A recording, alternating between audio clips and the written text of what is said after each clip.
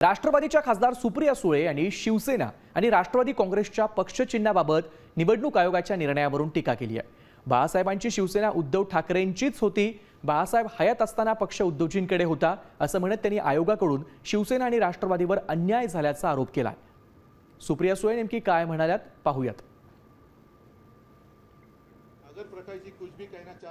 शिवसेना ही काल, आज आणि उद्या ही उद्धवजींचीच असणार आहे। याचं कारण असं की बाळासाहेब ठाकरेंनी तो पक्ष स्थापन केला, ते हयात असताना त्यांनी तो पक्ष उद्धवजींच्या हातात दिला।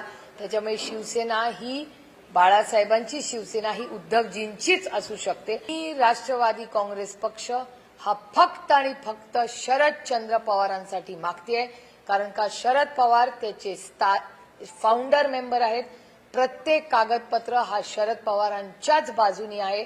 तर लीगल राईट कुणाची आहे त्या पक्षावर, तर ती फक्त एका माणसाची आहे, ज्याचं नाव शरद पवार। शिवसेना आणि राष्ट्रवादी काँग्रेस पक्षावर अतिशय चुकीच्या पद्धतीने अन्याय हा केला का इलेक्शन कमिशननी, तर केला।